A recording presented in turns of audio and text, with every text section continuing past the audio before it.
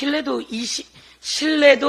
21%, 윤석열 대통령의 영일만 석유 시추 브리핑은 국민의 관심이 아닌 국민의 의심만 산 시츄에이션이었습니다.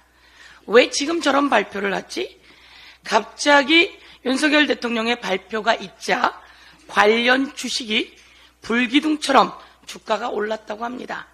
과연 이 발표로 이득을 보는 사람들은 윤석열 대통령과 무슨 관계가 있을지 의심하지 않을 수 없습니다.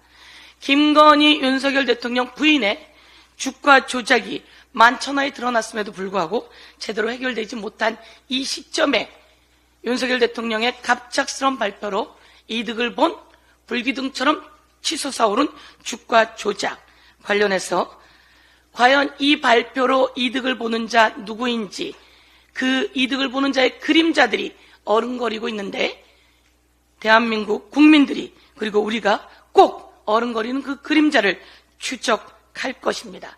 눈덩이처럼 의혹이 불어날 것이고 그것에 대한 추적을 확실하게 할 것입니다.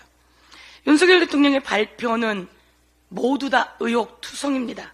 첫 번째, 해당 광구는 한국석유공사와 15년 동안 협업했던 호주의 글로벌 대기업 우드사이드가 장래성이 없다며 2023년 손을 뗀 사업이라고 하지 않습니까? 조금 전 발표처럼 우드사이드사는 연매출이 23조입니다. 그리고 액트지오는 연매출이 3,800만 원이라고 합니다. 이것에 대해서 국민들은 이야기합니다. 그래, 가능성 있어도 좋아. 그런데 우리가 믿을 만한 사람들에게 맡겨야 되는 거 아니야? 나라 국민 세금이 들어가면 믿을 만한 기업에게 맡기고 믿을 만한 사업을 해야 되는 거 아니겠습니까?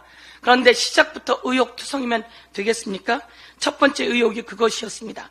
두 번째 의혹은 윤석열 대통령의 탐사 시추 지시가 윤석열 대통령이 브리핑하는 날 발표 당일이었다라고 하는 보도가 있습니다.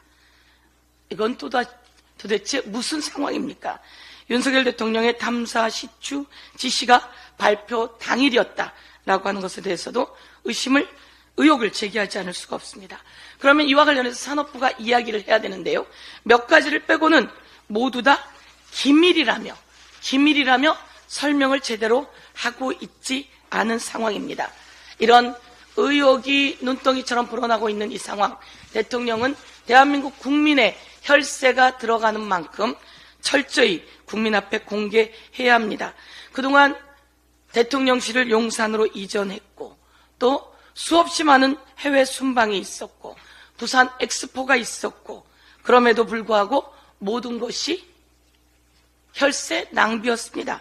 MB 정부 시절 자원 개발이라며 있었던 혈세 낭비가 오버랩되는 것은 모두 자연스러운 일입니다. 한 가지만 더 말씀드리겠습니다. 현충일 날 대통령이 이런 말을 했습니다. 평화는 굴종이 아니라 힘이다, 이렇게 이야기했습니다. 평화가 꼭 필요합니다. 윤석열 대통령에게 경고합니다.